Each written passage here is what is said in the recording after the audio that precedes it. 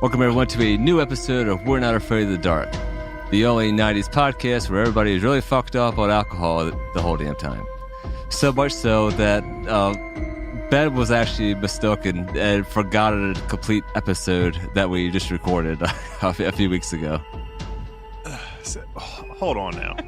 He gets to be surprised when he listens too. Yeah, it's like when I listen back to him, like in my mind I'll be like, oh well, I would say this, and then it turns out my drunk ass says it. The ones we are going to review today, I was like, well, Sam's here and hasn't even told a story, and then Adam said, yeah, she told Watches Woods, and I don't remember it. Yeah, we were really, really drunk in that one.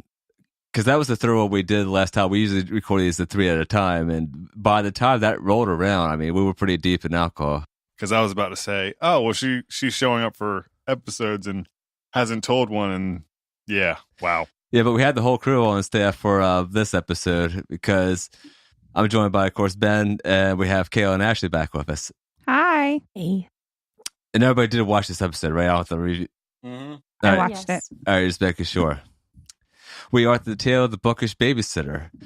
And this episode starts out with Frank greeting Sam. He has this big crush on her, by the way. Have you guys noticed that? Yes. Yeah, well, she has a bunch of logs in her head. She just ups and questions her gender identity by saying, why you gotta be such a guy all the time? She just drops these logs on his foot. And I was thinking, like, wouldn't that hurt him more than just saying, ow? Doesn't have the power to break your toe or something? The bridge of your foot, more likely. The top's supposed to be, like, fragile. You know, Tucker and Gary walk in, and Tucker says, what's that, a book? It's like, yeah, no shit. Yeah, of course they have to use props to explain everything, because in 90s Nickelodeon shows, you always have to explain everything that's happening. Betty Ann says that we tell all kinds of horror stories. No matter what is there about it, there's only one thing that's really scary, and that's your imagination. Because it's your imagination that gets you into the story. And unless you are careful, you may need it to get out. Pretty fucking scary, right? By the way, what's the scariest thing you've read or seen lately, Ashley? Oh, I'm not even sure. Me and Kayla watched Probably that. not these episodes. Yeah, there's an article going around about the scariest thing on Netflix, that Veronica I was exorcism. wondering about that. Veronica. Don't Did watch you guys? Yeah, Didn't they say like most people turn it off partway through? They can't finish it. Well, I fell asleep during it. I was gonna say, is it terrible and they just don't want to finish it? We have 16 minutes left. He was falling asleep when we were watching it, but I wasn't really like scared at all. Well, I saw a review that said my 9-month-old is scared of this fucking piece of shit movie. It's like, if it's a 16-year-old girl who like hasn't seen any like real horror films, yeah, she may be a little freaked out. Like if she saw a Ouija board, I mean, it's kind of a similar plot device in this one. They'll be freaked out. But I mean, if you have seen some of the shit that I've seen in horror films, like this is nothing. It's like G-rated compared to it. Adam, you've got an acquired taste. I'll give you that. Yeah, because like when I was a young teen, like I went for the absolute goriest and most sadistic shit you could think of, like Sado. If you guys ever watched that before, where like someone has to eat real shit. What? Yeah, like people are killing kids and stuff. I mean, it gets brutal. Or I've seen some horror movies where they actually did kill real animals on film, and like got in trouble for it. Yeah. See? Yeah, you were into that weird shit. Yeah, and that come back to Are You Afraid of the Dark? And on the voiceover, Betty, so as a sign from God or some spiritual being, the whole power of my audio rig just cut out. Maybe it was because I was talking shit on that possession movie, right? Could have been. Yeah, and then Ben, or someone said it must be a ghost in the house here. And Ben has this recurrent thing with his house being haunted, right? The Wi-Fi just cut out too. My house is haunted. Her name is Emma. Yes. She, like, we live in a log cabin, and like you can clearly tell that it's an old person's house, because like we still have the curtains that have like, you know, like The floral tapestry shit. Why haven't you guys gone to like Bed Bath & Beyond yet? Here's the thing. Those are expensive curtains. Those are the ones on tracks and stuff, and there are a lot of windows in that house. That, and every time I fucking do something to the house, some weird shit happens. Like, she does not like us fucking with the house. She got to be so old to where, like, you know, she couldn't take care of the house anymore, and she went down to South or North Carolina and lived with her daughters. When she died, she was cremated, and in her will, she wanted her ashes spread in the yard of the house that I own now. So, yeah, whenever we change things. yeah, change the carpet, put wood down, like I was missing tools, went to Lowe's like 20 minutes out, came back, the tools in the center of the room. Like I wouldn't have missed that. Yeah, and see, someone just asked if this house is haunted, but like our dad built this house like new. I mean, no one else was living in this house before us. So is it possible for a house to be haunted if it's like built on, like, I know it's cliche, but Native American burial grounds, which may have happened since there was a lot of Native Americans living here for hundreds of thousands of years. Yeah, Yes. but we've also had we've had relatives die here. Yeah, that's true, but I don't think Grandpa was going to haunt us at night. I mean, not in a sadistic way. Not in a bad way, but he might like to toy with you a little bit. He had a good sense of humor. Yeah, that's true. Betty Ann starts the voiceover. Oh, that's good. Isn't it? Oh, yeah, we have a few sponsorships to throw out here. First of all, special shout out to Shall We Drink? It's a great cocktail blog run by the famous Kayla sitting over there. Hey. As she made us a podcast punch. What's in this, Kayla? It is a entire bottle of Deep Eddy vodka. What's 16 times 3? 48. I have the Don't NBA, ask right? us to math. 48. Yeah, that's how much lemonade is in it. And then 32 ounces of mango peach juice. And that's what's in it. So it's about half alcohol, Half tea and lemonade. half tea and lemonade. Please write that recipe down because we are going to post that to our Instagram. Again, Instagram.com/werenotafraidofthedark, no apostrophe. And we are very active on there, so reach out to us. Another special thing, we have stickers still available. So if you would like a We're Not Afraid of the Dark sticker, just send us your address and we'll get that to you next few days. Now, Betty Ann starts the story out with the voiceover. We see like some, of course, suburban white neighborhood was saying Belinda was everybody's favorite babysitter. And like the moms on this episode seem surprised at Belinda, but the kids seem very, very happy. And I remember this episode vividly because this babysitter, her presence on screen is so active. But what was your guys' experience having babysitters growing up? The same as yours. Yeah, I mean, we had. See, I just remember we had like our favorites. Like there were some that were really cool play games, but I remember these other times. Like I remember I hit one of the babysitters with like a bunch of eggs in a laundry bag. That was Chrissy. Oh, yeah. There was another time where this was really, really young, like 4 years old. Where do you remember those big fucking like inflatable rectangular things in the 80s that were like plush up toys you blow up and like bounced around with each other? Mm-hmm. Yeah, well, I hit one with my babysitter. She was playing with it in the living room, and just she goes back and just goes sitting down the glass coffee table, breaks it. Luckily, it didn't get cut up too much, but I remember she was so nervous. I had to call her as a 4-year-old at work and tell mom what happened. I had one that taught me how to play poker Oh, that's cool. Did you guys gamble? with candy. Oh, My only babysitters were my grandmother and my brother. My parents didn't trust people. yeah. I don't blame them at all. I don't let hardly anybody keep Christopher. Mm-mm. What- I mean, I have so much experience babysitting, and like I've babysat for so many families, and some of them like I literally like never met before. It was just like somebody Yeah, I could referred never me, do that. and I'm like, the fuck you're gonna like? I would never leave my kids with I don't know somebody you. I didn't know. Well, I also remember I had a few that had guys over when I was there. I didn't hear them fucking or anything, luckily. But makeout sessions, yeah. Oh my God. You were sleeping, The Ben. babysitters would yeah, have guys well- over. They're not allowed, but while mom's at work, she's not going to find out. And our dad was in the Coast Guard, so he was like a few states over. Yeah.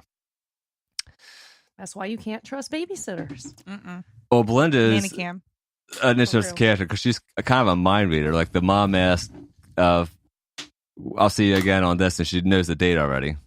And this girl looks like she should be singing like an alternative band. Like she might be the lead singer of the Cranberries who just passed away. A little You bit. got the vibe? I did notice I got with the- her that as a parent, like, I wouldn't have liked her at all. It seemed like every time the mom tried to say something, I think she was trying to like reassure her, but it was coming off more like she knew better. Yeah. Like it would have really bothered me if I'm like, oh, this might be an issue. And she's like, oh, no, that won't be like, you That- don't even know my kid. That was more of a craft vibe that I got. Definitely. Oh, nice reference there. I haven't seen that movie in a while. Actually, Ooh, I I just see watched that that, back yeah. around October. Yeah, I think I saw it like 2 or 3 years ago for the first time because it's like the 90s. No internet. Hit spacebar. I'm not going to play that damn game. Play I'm trying to the pull up game. IMDb. Make him hop. Yeah, you can duck when you're on the computer. Yeah, I Oh. had to pull up the IMDb page. So the lady playing Belinda is named Natalie Radford. I think she's pretty hot, Ben. I don't know about you. For that like era of like 90s, like short hair alternative girl. Yeah, but she also like spiked. She spiked like her bangs down. No. All right, so Ben, of course, we reached this part of the podcast always. I know she's Mr. got Skin. nude. Yeah, of course, man. Where else was she gonna go? Voice acting on Assassin's Creed, baby. Oh yeah. So she's listed as great nudity on Mr. Skin. Oh, Her top seed is She did not age well. No. well, she's in this It's movie like called Malfoy from Agent back Red here. from 2000. All right, so let me get the audio going here. I'm not gonna.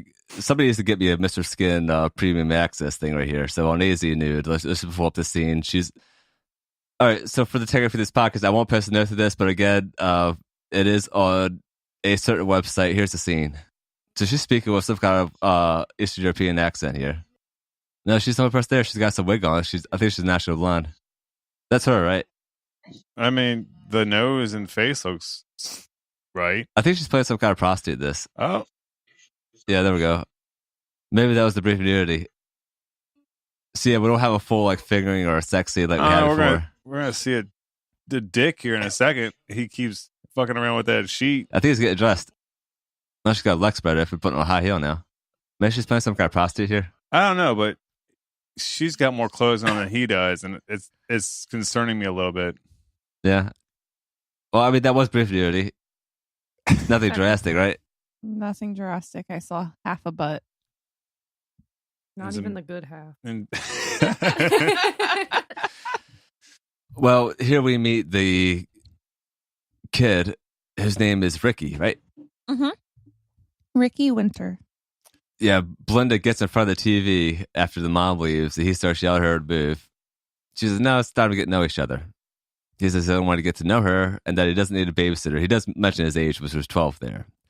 And she starts to intimidate him. She says that they're going to read some books and she does a magic trick to make that remote disappear. So I guess she is kind of a witch, right? yeah, but when he crossed his arms, you knew shit was gonna get real. Oh, yeah. She makes a deal. If he reads for a few minutes, she'll leave him alone for the rest of the night. So they negotiate. He accepts with the clause that he has to read them out loud. As he starts reading, shit starts to go down. He hears a knock on the door and some banging and stuff. He gives up because he says the story's boring. She says, give it a chance to use your imagination. And as he reads, more shit becomes real. Yeah, because he's switching books. Mhm. He said, "Oh, well, Yeah. this book's boring." But that was the one with the hand coming out of the door, The right? witch. Yeah. Yeah. She says, once you start, you should finish. He tries leaving, and she says, I wouldn't go out there if I were you. Opens up to see what would happen, and knows shit's about to go down. And we see that creepy figure appear in the house again. He gets to in, picks up that handheld video game device. What handheld was that, by the way? It wasn't a tiger. I'll tell you that right now. Yeah, it wasn't a Game Boy. Either, or Yeah, Game no, Gear. it was not a tiger. It just looked like a calculator or something. Like it didn't look like a gaming like handheld back then. Anyway. Yeah, I think like in season 1, we had a Game Boy in the campfire scene, so we didn't have the props available. So what happened there? This is like 93, And it's 94. Nickelodeon. Yeah. Fuck's sake. But also, did you notice the sound effects coming from that were the exact same as in like the dark music episode with those generic like bleeps? Yeah, I mean, if it ain't broke, don't fix it. Yeah. The knight in armor comes to attack him, slices the pillow in half. I thought that was kind of funny, by the way. He says, holy, about the shit part. Runs out and asks for Belinda. And we see this like haunting goose guy figure coming after him. See, now, as a kid, I think that would be the scariest part. Not the witch, but that fucking ghost in the hallway. Yeah. And like that scream he does was like one of those stupid fake screams that we see in a lot of episodes where the kid's just like, okay, the director's, hey, scream here. He's like, ah. Like it's just really, really not natural. And of course they had to do a commercial break in between that. Of course. Like, why do you have your fucking scream like end and then come back? That was a pretty typically 90s thing, Yeah. though. I seem to recall that being common. with Yeah, those shows and all back then. But what would you think they did that nowadays? I mean, I know we don't have commercial breaks that really, but It'd fall flat. yeah. I mean, Like it's just like ending your episode on a scream and then like coming back right in the middle of the scream in the next episode. It just doesn't make sense. True. Did anyone else notice that the witch was wearing the same clothes as the babysitter? Mm-hmm. Okay. She looked a little bit like the babysitter if she was like It was definitely her and buried like and made then, up, but they like- didn't even have her change Well, clothes. No, that's why. Because when he comes back and he's like, there's a night in your bedroom and a ghost in the hallway, it was the witch impersonating the babysitter. Yeah. That's why okay. she was wearing the Yeah, clothes. because he finds Belinda, which he believes is her. She's burning pages out of the book. But then here's the real Belinda coughing out the door. And I couldn't help but fucking laugh when I saw this like fake witch. Oh, yeah. Because it's some guy in drag, right? Yeah. All right. Now, this actor here, I really think was either high and or drunk when they shot this episode. If you're going to wear drag, you know, in a children's, you know, show, you have to be.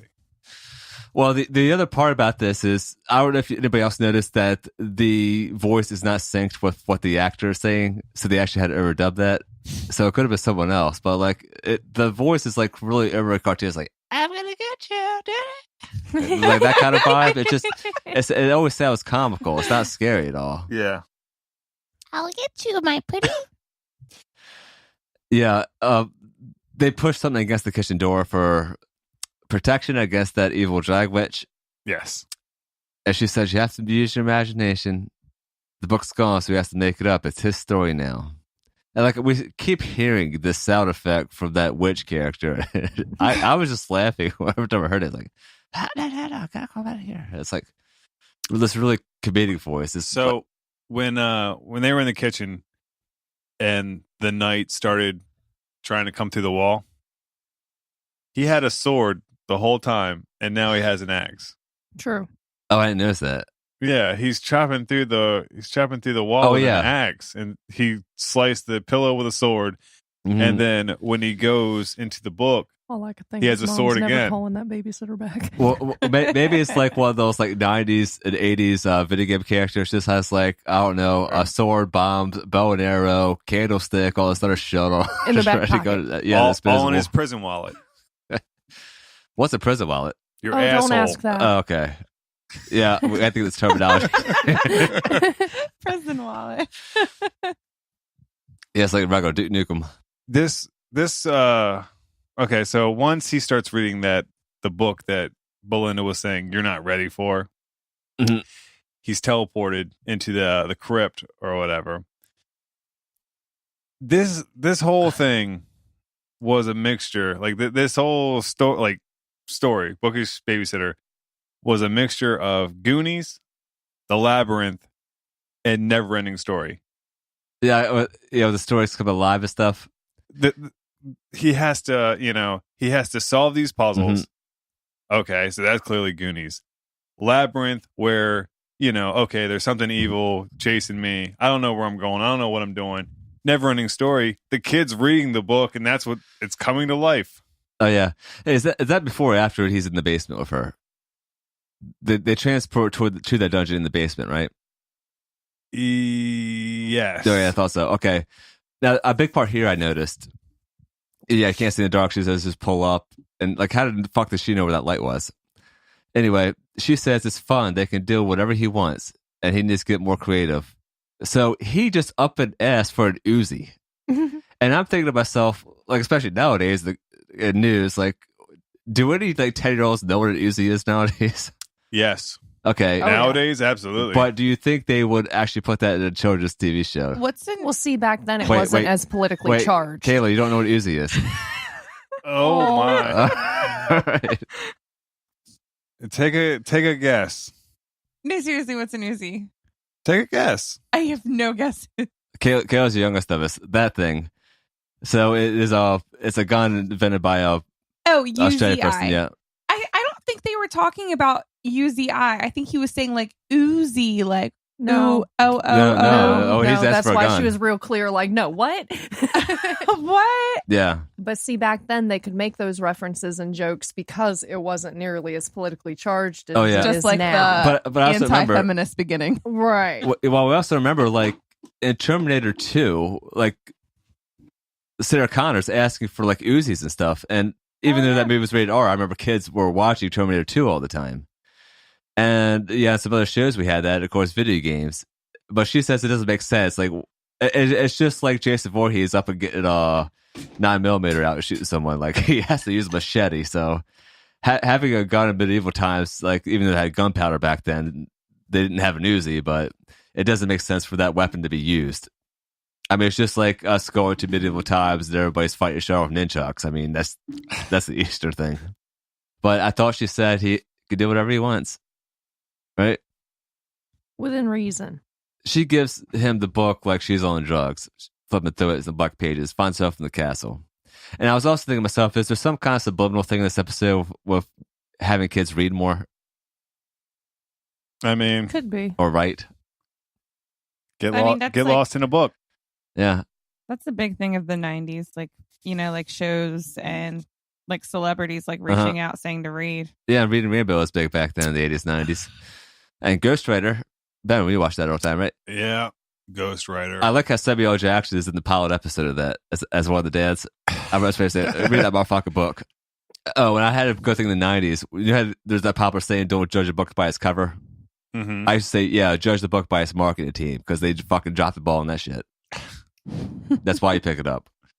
He's stepping on bones in this like mock dungeon. Season night again. He's coming up with the sword. What did you guys think of the set of this, by the way? I mean, it seemed rushed.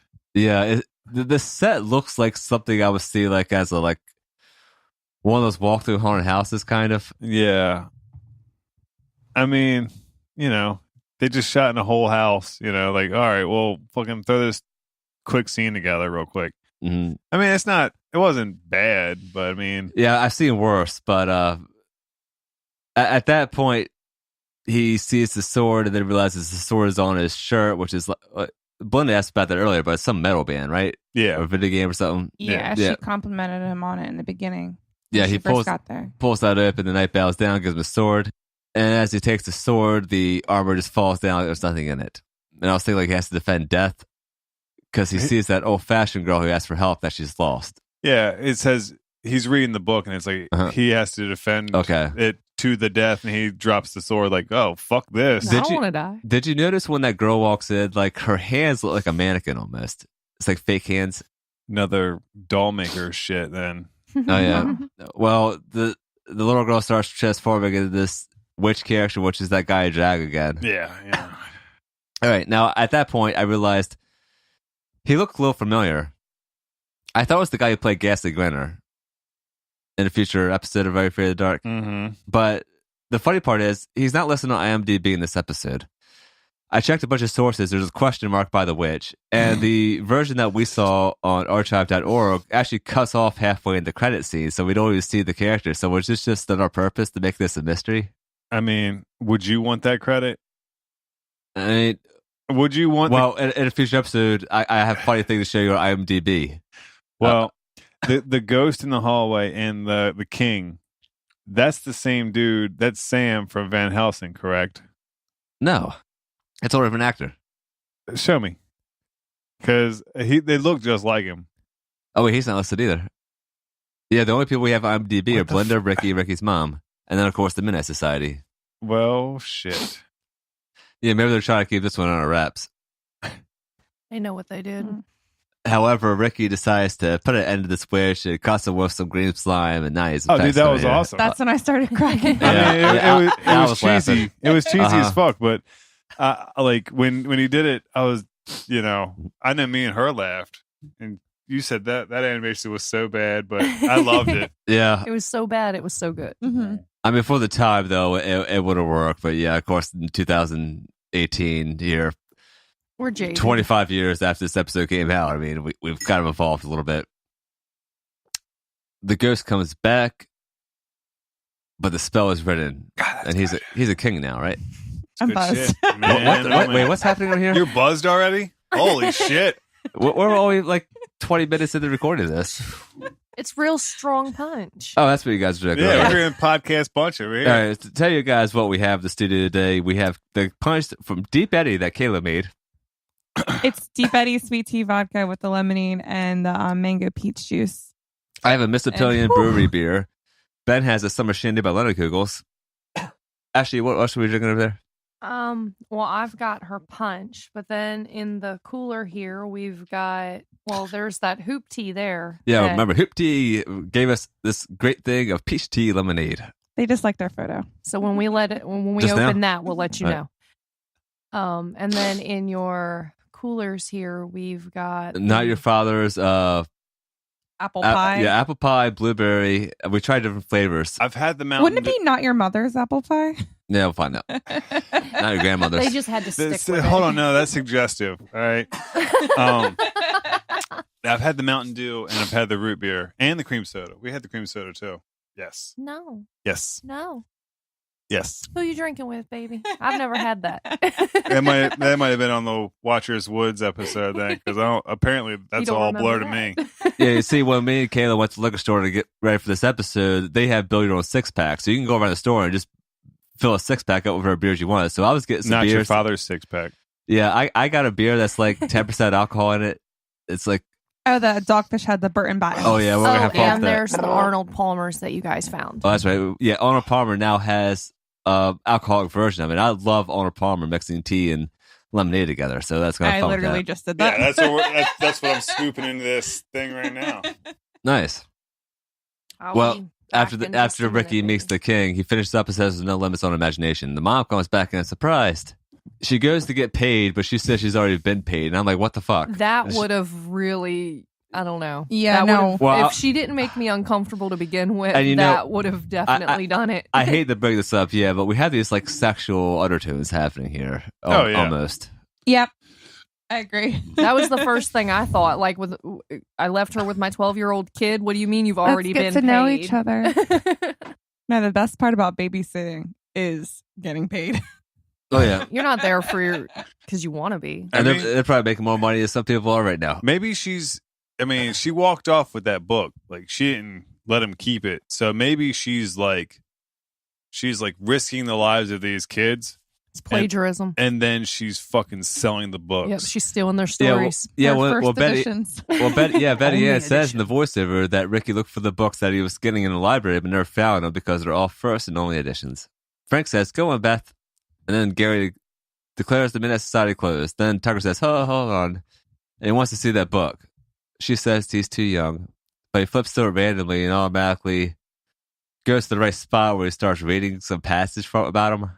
Yes, Oh, it catching said that? that he took the book from Betty Ann and because he was Yeah, Some- Yeah, but insulted him how the somehow. fuck did you just turn to that right page? Like, did she just print the same thing on every page? Or? I don't know, but you brought up a thing that I wrote down, but you just kind of glossed it. All right, what is Go it? back down to What? Frank. Frank did what? Said good one, Beth. Yeah. He actually casted a vote, submitted Oh, yeah. for the approval of the Midnight Society. He actually said, "Oh yeah, good one." What they done it before? Like someone said, "Oh, nice," or Yeah, scary, but spooky. they all don't do it. Yeah. Yes, Frank actually casted a vote approving before they put out the fire, and everybody fucking bolted. You know, I do bring this thing up occasionally, but I especially want to bring up here the time of the Midnight Society, because it seems like a big pain in the ass for them to get together, put this fire together, tell a 20-minute story, then up and leave. Like, why wouldn't they tell multiple stories? That's And not when how that's not how it's done. Because I mean, we've been over this. The fire's already going. They throw the dust. They tell the story. Then they put it out. You can't relight the fire after you know. Nickelodeon didn't give hour-long episodes. Yeah, you do this the Smokey the Bear. Add water, mix it up, add water again. Shit. Final thoughts, everybody? It wasn't terrible, but it was definitely not their best one. I didn't get super drawn into it. Yeah. I just felt myself a lot of it, kind of like, huh. I thought it was corny, but it was fun. It was corny. Mm-hmm. Yeah. I liked it because, it's important to use your imagination. That's true. There wasn't. I don't know. There was again too much going on. Like they could have elaborated more on it. it was too many thoughts. I just didn't feel like It was too many thoughts going on at one time for a 24-minute video. I got that vibe.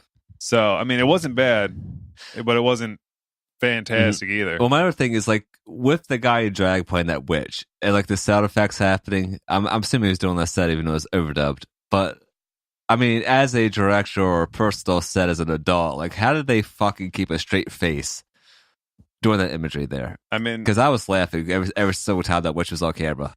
Thank God it wasn't very often. Yeah. Well, I think that's it for this one. I mean, there's not really much to say about it. It was just a normal, like, mediocre one. It wasn't bad. It wasn't great. Yeah, but at least at this point in season 3, like we're reaching some episodes that are decent to watch. Not like the first season where like we had some really shit episodes, like during the half of it. Yeah, and season 2 was great. Oh yeah. Well, everybody, thanks again for listening. Please leave us a review. Please ask for a sticker. Please comment on our Instagram. Please comment on our Facebook. You know the drill. We like hearing from you guys as well. We're not afraid of the dark at gmail.com. Find us on Facebook. We're not afraid of the dark, and Instagram. We're not afraid of the dark. Guess what? We're not afraid of the dark.